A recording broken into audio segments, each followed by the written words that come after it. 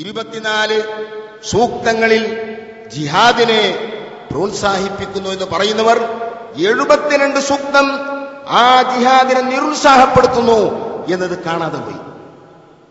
72 സൂക്തങ്ങളിൽ ജിഹാദിനെ നിരുത്സാഹപ്പെടുത്തിക്കൊണ്ട് കാണാൻ കഴിയും. അതിന്റെ പശ്ചാത്തലത്തിലാണ് 10-15 വർഷങ്ങൾ ഏറ്റുമുട്ടലുകളില്ലാതെ പോയി. എന്തായിരുന്നു ഇതിന് കാരണം? ബഹുമാനപ്പെട്ട നബി സല്ലല്ലാഹു അലൈഹി വസല്ലം തങ്ങൾ അല്ലാഹുവിൽ നിന്നുള്ള വഹി ലഭിച്ചപ്പോൾ ആ തൗഹീദിന്റെ സന്ദേശം ലോകത്തെ ജനങ്ങൾക്ക് പറഞ്ഞു കൊടുക്കുക, അതോടൊപ്പം നല്ല പ്രവർത്തനങ്ങൾ നടത്താൻ, അക്രമങ്ങളും അനീതികളും ഉപേക്ഷിക്കാൻ ജനങ്ങളെ ഉത്ബുദ്ധരാക്കുക. ആർക്കും വിഷമമില്ലാത്ത കാര്യങ്ങളായിരുന്നു നബി സല്ലല്ലാഹു അലൈഹി വസല്ലം തങ്ങൾ സമൂഹത്തിന് മുമ്പിൽ വെച്ചത്. പക്ഷേ നേരത്തെ സ്വാഗതത്തിൽ പറഞ്ഞതുപോലെ കള്ളുകുടിക്കാൻ പാടില്ലെന്ന് പറയുമ്പോൾ കള്ളുകുടിയന്മാർ സ്വാഭാവികമായും ശത്രുക്കളായി മാറും. വ്യഭിചരിക്കാൻ പാടില്ലെന്ന് പറയുമ്പോൾ വ്യഭിചാരികൾ ശത്രുക്കളായി മാറും. അക്രമവും അനീതിയും അഴിച്ചുവിടാൻ പാടില്ലെന്ന് പറയുമ്പോൾ അക്രമകാരികൾ സ്വാഭാവികമായും ശത്രുക്കളായി മാറും. ഇങ്ങനെയാണ് ഇവിടെ ശത്രുക്കൾ വരുന്നത്. എന്നാൽ അവരോടൊന്നും ഇസ്ലാമിന്റെ ഈ നിയമങ്ങൾ നിങ്ങൾ സ്വീകരിച്ചേ പറ്റൂ, ഇല്ലെങ്കിൽ നിങ്ങളെ വകവരുത്തും എന്നൊരു സമീപനം ഉണ്ടായിട്ടില്ല. നബി തങ്ങൾ എന്താണ് പരമാവധി ചെയ്തത്?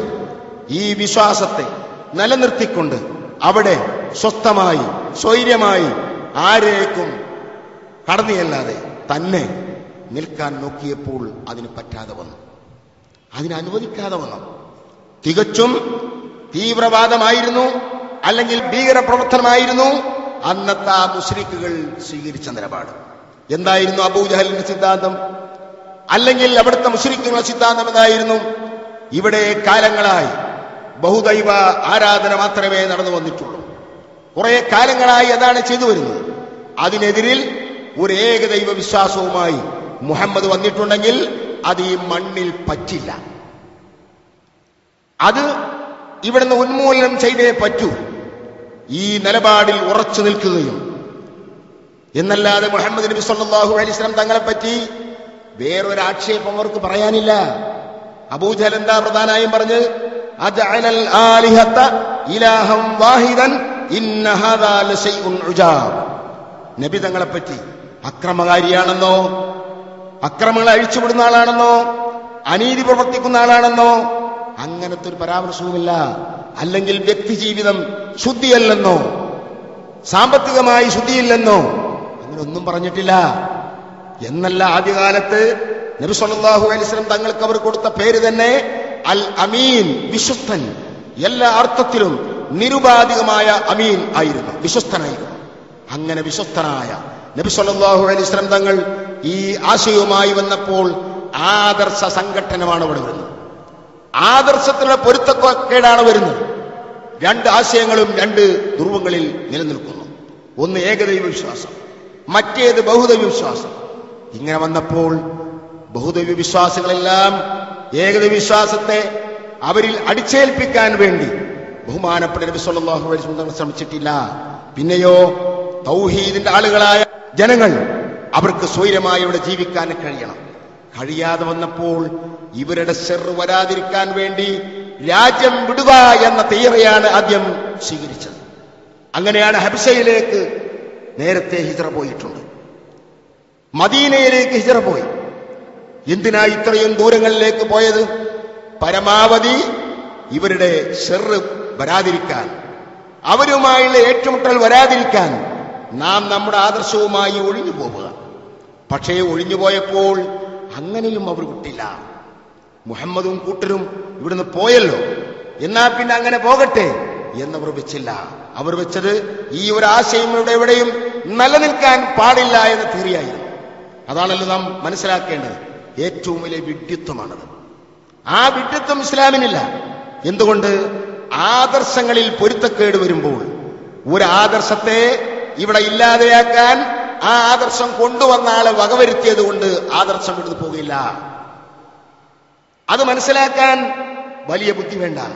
അതുകൊണ്ട് മുസ്ലിങ്ങൾ ഒരിക്കലും ആദർശത്തെ ആദർശം കൊണ്ട് നേരിടുകയല്ലാതെ ആ ആദർശത്തെ ഇവിടുന്ന് ഇല്ലാതാക്കാൻ വേണ്ടി അതിന്റെ ആളുകളെ കൊന്നൊടുക്കുക, ആക്രമിക്കുക, അനീതി പ്രവർത്തിക്കുക ഒരുപാട് മുസ്ലിങ്ങൾ സ്വീകരിക്കാൻ പറ്റുകയുമില്ല. അങ്ങനെ സ്വീകരിക്കുന്നത് ബുദ്ധിയുമല്ല.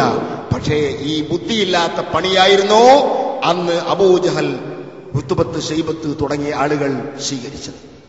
അവർ മനസ്സിലാക്കിയത് ഇവരെ ഇവിടെ നിന്ന് വകവരുത്തിയാൽ ഈ ആദർശം ഇവിടെ ഇല്ലാതെയായി. കണ്ടോ, ബഹുമാനപ്പെട്ട നബി സല്ലല്ലാഹു അലൈഹി വസല്ലം തങ്ങൾ മദീനയിൽ ചെന്ന് താമസമാക്കി. സ്വഹാബത്ത് നബി തങ്ങളുടെ കൂടെ മദീനയിലേക്ക് പോയി. സ്വന്തം നാടും വീടും സ്വത്തും സമ്പത്തും എല്ലാം വിട്ടേച്ചുകൊണ്ട് സ്വന്തം നാട്ടിൽ നിന്ന് പോവുകയാണ്.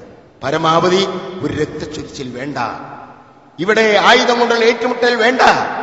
അപ്പൊ ഒരിക്കലും ഇസ്ലാം ആയുധം കൊണ്ടുള്ള ഏറ്റുമുട്ടൽ ലക്ഷ്യമാക്കുന്നില്ല.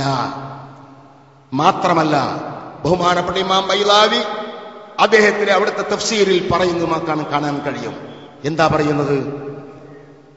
വലമ്മ അജസു, ശത്രുക്കൾ അശക്തമായപ്പോൾ എന്തിന് അവർക്ക് കഴിഞ്ഞില്ല? ബിൽ മുഹാജ്ജാത്ത്, അവർക്ക് ലക്ഷ്യം കൊണ്ട് തെളിവുകൾ നിരത്തി ആദർശത്തെ നേരിടാൻ അവർക്ക് കഴിയാതെ വന്നപ്പോൾ സാറഉ ബിൽ മുഖാറഅത്തി ബിസ്സുയൂഫ്. അതാണ് ഏത് കാലത്തുമുള്ളത്, അങ്ങനെയാണ്. ന്യായം കൊണ്ട് ന്യായത്തെ നേരിടാൻ കഴിയാതെ വരുമ്പോൾ ആയുധം കൊണ്ടുള്ള ഏറ്റുമുട്ടലിലേക്ക് എടുത്തു ചാടും. ഇതായിരുന്നു അവിടെ സംഭവിച്ചത്. അതാ ഞാൻ പറഞ്ഞത്, ഒരിക്കലും ഇസ്ലാം അങ്ങനെ കുറെ ആളുകളെ കൊന്നൊടുക്കുക എന്ന് ലക്ഷ്യമാക്കിയിട്ടില്ല. അവർക്ക് അവരുടേതായ ആദർശം ഇവിടെ നിലനിർത്താൻ ആവശ്യമായ തെളിവുകൾ ഉദ്ധരിച്ചുകൊണ്ട് ഇസ്ലാമിനോട്, മുസ്ലിങ്ങളോട് പ്രതികരിക്കാൻ കഴിയാതെ വന്നു. മുസ്ലിങ്ങൾ തെളിവ് നിരത്തിയപ്പോൾ പരിശുദ്ധ ഖുർആൻ തന്നെ ധാരാളം തെളിവുകൾ ബുദ്ധിമാന്മാർക്ക് മനസ്സിലാകാൻ പറ്റും വിധം വ്യക്തമാക്കിയപ്പോൾ അതിനെ നേരിടാൻ, തെളിവുകൊണ്ട് നേരിടാനോ ഇതിനെ ബുദ്ധിപരമായി ഖണ്ഡിക്കാനോ കഴിയാതെ വന്ന അവർ എന്തു ചെയ്തു? ആയുധം കൊണ്ടുള്ള എടുത്തുചാട്ടത്തിലേക്ക് ഉളരുകയാണ് ചെയ്തത്. ഇമാം ബൈളാവി അവിടുത്തെ തഫ്സീറിൽ പറയുന്നത് നമുക്ക് കാണാൻ കഴിയും. അതാണ് എല്ലാ ഫിഖ്ഹിന്റെ കിതാബുകളിലും കർമ്മശാസ്ത്ര ഗ്രന്ഥങ്ങളിലും പറയുന്നത് കാണാം. തുഹ്ഫയിലും മോനിയിലും ഒക്കെ ഇത് നമുക്ക് കാണാം. വലൈസൽ മഖ്സൂദു മിനൽ ജിഹാദ്, ഇസ്ലാം പറയുന്ന ജിഹാദ് കൊണ്ടുള്ള ഉദ്ദേശമേ അല്ല ഖത്ലൽ കുഫാർ, മുസ്ലിങ്ങൾ അല്ലാത്തവരെ കൊന്നു കളയുക എന്ന ഒരു വിഷയം ഇവിടെ ഇല്ല. അത് ജിഹാദിന്റെ ഉദ്ദേശമല്ല.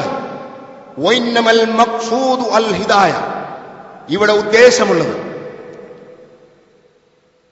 ജനങ്ങൾ നേർവഴിയിൽ ആകണം എന്നത് മാത്രമാണ്. ഫലൗ അംകനത്, ജനങ്ങൾ നേർമാർഗത്തിലാകാൻ ഇവിടെ സാധ്യമാകുമെങ്കിൽ ബിദ്ദലീൽ, തെളിവുകളെ നിരത്തി ജനങ്ങളെ ബോധ്യപ്പെടുത്തി നന്മയിലേക്ക് ജനങ്ങളെ കൊണ്ടുവരാൻ കഴിയുമെങ്കിൽ അതാണ് ഇവിടെ ചെയ്യേണ്ടത്. അതാണ് മുസ്ലിങ്ങൾ ലക്ഷ്യമാക്കുന്നത്.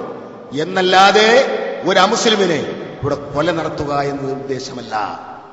കാരണം ഒരാളെ കൊന്നതുകൊണ്ട് ആ ആദർശം ഇവിടെ നിന്നില്ലാതെ പോകുന്നില്ല. അങ്ങനെ മനസ്സിലാക്കാൻ മാത്രം വിഡ്ഢികൾ അല്ല മുസ്ലിങ്ങൾ. അതുകൊണ്ട് ഞാൻ പറയുന്നത് കുറെ അമുസ്ലിങ്ങളെ കൊല ചെയ്യുക എന്നത് ഇസ്ലാമിന്റെ ലക്ഷ്യമല്ല. അതുകൊണ്ടല്ലേ നാം മനസ്സിലാക്കണം, ജിഹാദ് യഥാർത്ഥത്തിൽ നടന്നിട്ടുള്ളത് തീവ്രവാദത്തിനെതിരിലായിരുന്നു, ഭീകര പ്രവർത്തനങ്ങൾക്ക് എതിരിലായിരുന്നു. ആ ജിഹാദ് തന്നെയും ആയുധമെടുക്കൽ തന്നെയും 15 കൊല്ലം കഴിഞ്ഞതിന് ശേഷം എപ്പോ പൊറുതിമുട്ടിയപ്പോ, അതല്ലേ ഖുർആൻ തന്നെ പറയുന്നു. നേരത്തെ ഉസ്താദ് നമ്മളെ കേൾപ്പിച്ചില്ലേ, വഹും ബദഊകും അവ്വല മറ, അവരാണ് നിങ്ങളോട് ആയുധമെടുത്തുള്ള സമരത്തിന് തുടക്കം കുറിച്ചത്. നമ്മുടെ ഭാഗത്തോളം ആയുധമെടുത്തിട്ടില്ല, മുസ്ലിങ്ങൾ ആയുധമെടുത്തിട്ടില്ല, മുസ്ലിങ്ങൾ കുഴപ്പത്തിന് നിന്നിട്ടില്ല. പരമാവധി സൂക്ഷിച്ചു പോരുകയായിരുന്നു. എന്നിട്ട് തന്നെയും ആയുധമെടുത്തുള്ള സമരം നടന്നപ്പോൾ തന്നെയും എത്ര മാന്യമായ രീതിയിൽ നിങ്ങൾ കൈകാര്യം ചെയ്യണമെന്നായിരുന്നു നബി സല്ലല്ലാഹു അലൈഹി വസല്ലം തങ്ങളുടെ നിർദ്ദേശം.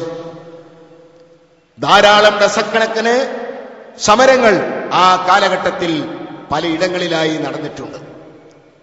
പ്രവാചകൻ പങ്കെടുത്തതും അല്ലാത്തതുമായി ആ ജിഹാദിലെല്ലാം കൂടെ എത്ര എണ്ണാണ് മരിച്ചത്? മൊത്തം ജനങ്ങൾ മുസ്ലിങ്ങളും അല്ലാത്തവരുമായി മൊത്തം 1000-ൽ ചില്ലറ ആളുകൾ മാത്രമാണ് മരിച്ചത്. നബി തങ്ങൾ ഉപദേശിച്ചു, നിരപരാധികൾ ഒരിക്കലും ഇതിന് ഇരയാകാൻ പാടില്ല. പാവപ്പെട്ട പെണ്ണുങ്ങൾ, കുട്ടികൾ, വയസ്സന്മാർ, അവർക്കൊന്നും അപകടം വരാൻ പാടില്ല. സമ്പത്ത് നശിക്കാൻ പാടില്ല. കൃഷികളും തോട്ടങ്ങളും നശിപ്പിക്കുന്നു, സൂക്ഷിക്കണം.